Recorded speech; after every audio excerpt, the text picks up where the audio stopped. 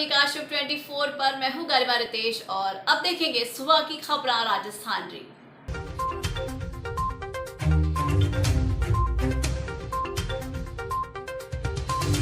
CM Gehlot ने कहा भूलो माफ करो एक होकर चलो। माकन ने विधायकों से की चर्चा, सीएम ने ली बैठक। ग्रेटर जयपुर महापौर शील धावाई का बढ़ाया कार्यकाल। साईमाला गांव में जाने कब बनेगी पक्की सड़क। नागौर में नगर निकाय उपचुनाव संपन्न।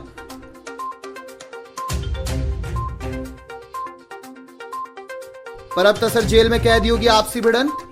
खींवसर पंचायत समिति में टेंडर प्रक्रिया को लेकर विवाद। झूला झूलने को लेकर बच्चों में झगड़े के बाद बड़ा विवाद। संत जानकीदास ने कहा अयोग्यों को ज्ञान नहीं मिलता। श्रद्धालुओं पर हमले के आरोपियों की गिरफ्तारी की मांग। और अब जानते हैं खबरें विस्तार से।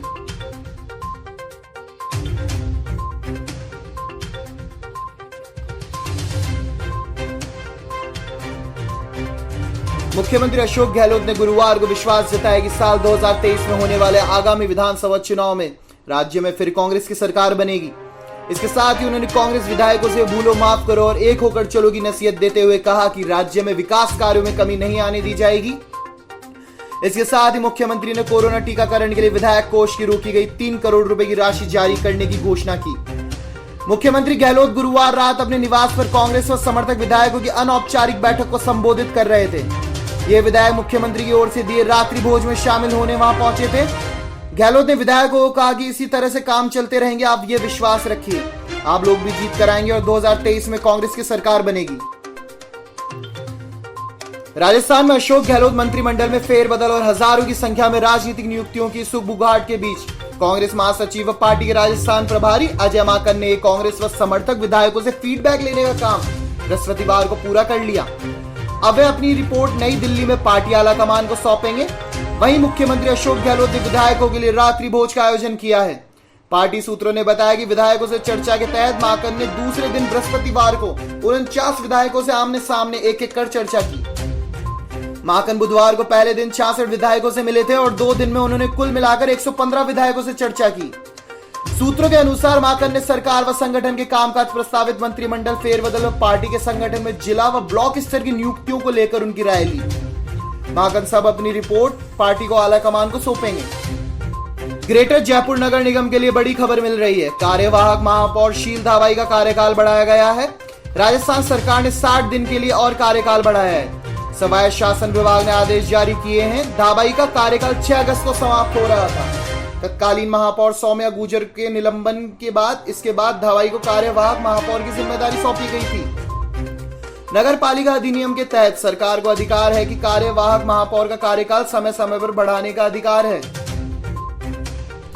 मसूदा पंचायत समिति के अंतर्गत आने वाली ग्राम पंचायत जालिया द्वितीय से 6 किलोमीटर दूर स्थित साईमाला गांव की कच्ची सड़क बारिश के कारण बहुत बुरी तरह से क्षतिग्रस्त हो गई है।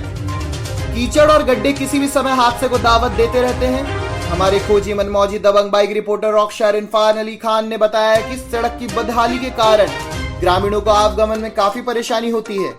आए दिन बीमार या किसी घर डिलीवरी होने पर आने जाने पर बहुत मुश्किल होती है। ग्रामीणों ने सरपंच महोदय के साथ ही इस बार विजयनगर तहसीलदार को भी ज्ञापन दिया। गौरतलब है कि साईमाला गांव की आबादी 400 के लगभग है। ग्राम पंचायत जालिया द्वितीय से मात्र 6 किलोमीटर की दूरी पर स्थित साईमाला गांव मूलभूत सुविधाओं से सदैव वंचित रहा।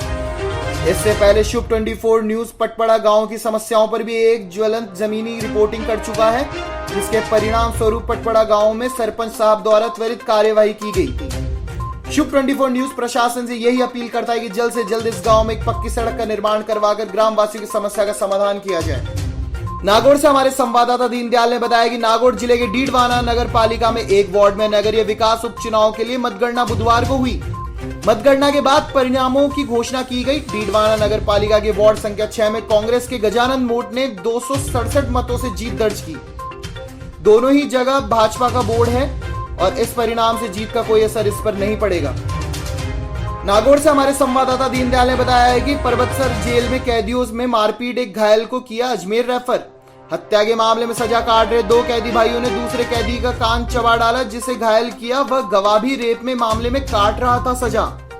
कान काटने वाला आरोपी हत्या के मामले में सजा काट रहा है। गवाह देने की वजह से उस पर हमला कर उसका कान काटा। मारपीट का मामला दर्ज करवाया गया है।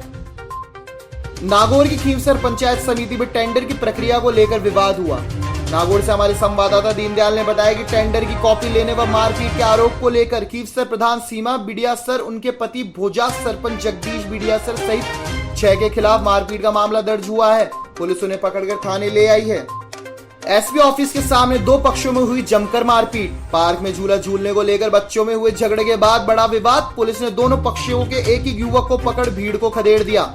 नागौर से हमारे संवाददाता दीनदयाल ने बताया कि दोनों पक्षों के सैकड़ों लोग जमा हो गए थे, वह आपस में मारपीट करने लगे, जिससे मामला ज्यादा बिगड़ गया। पुलिस ने पहुंचकर मामले को शांत करवाया व पार्क को बंद कर दिया। नागौर से हमारे संवाददाता दीनदयाल ने बताया कि रामद्वार केशव दास महाराज बगीची बख्तासर में भागवत कथा पर प्रवचन करते हुए संत जानकी दास ने कहा कि ज्ञान, मान और धन, ये 3 वस्तुएं सुपात्र को ही मिलनी चाहिए। अयोग्य को ज्ञान मिले तो उसका पतन हो जाएगा, अयोग्य को ज्ञान मिलने से उसका अभिमान बढ़ता है। ज्ञान तो अभिमान को खत्म करने के लिए होता है, अभिमान को बढ़ाने के लिए ज्ञान नहीं है। ज्ञान दोष आदि देखने के लिए नहीं, बल्कि भगवान का दर्शन के लिए होता है। अमरपुरा धाम श्रद्धालुओं पर हमले के समस्त आरोपियों को शीघ्र गिरफ्तारी व सख्त कानूनी कार्रवाई की मांग की है।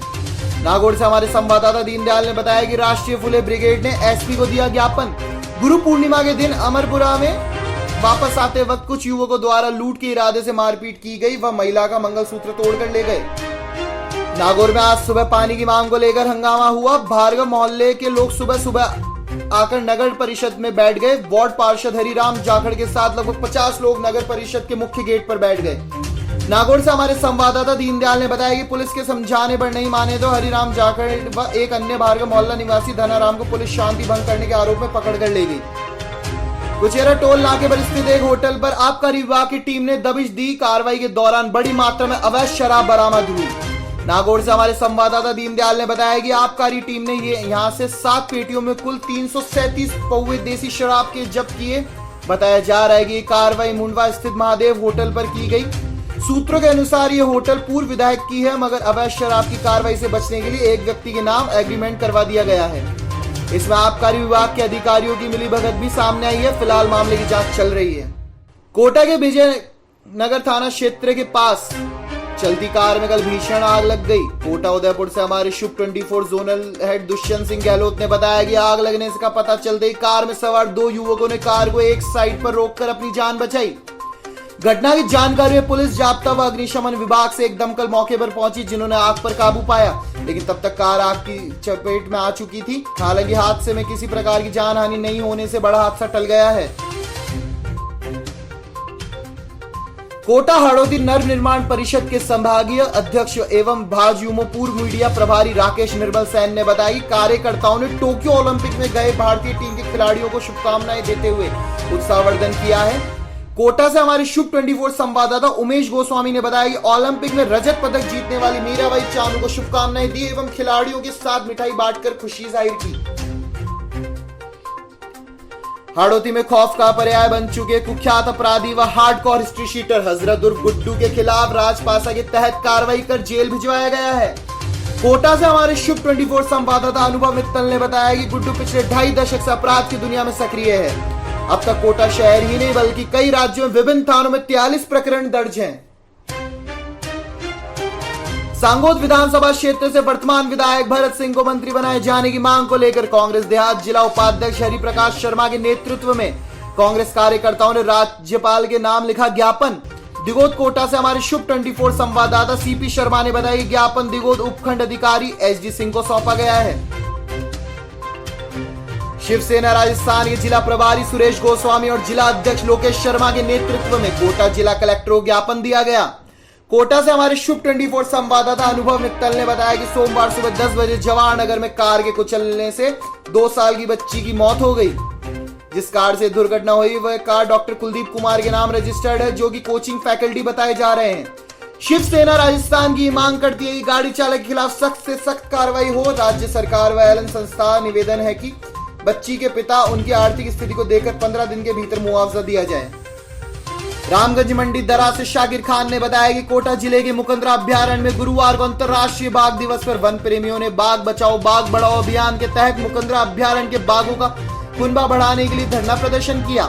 मुख्यमंत्री के नाम रेंजर हेमराज सिंह को ज्ञापन दिया गया। अभ्यारण्य में अब एक ही बाघिन रह गई है। मुकंदरा में बाघों को लाया जाए जिससे लोगों को रोजगार भी मिल सके।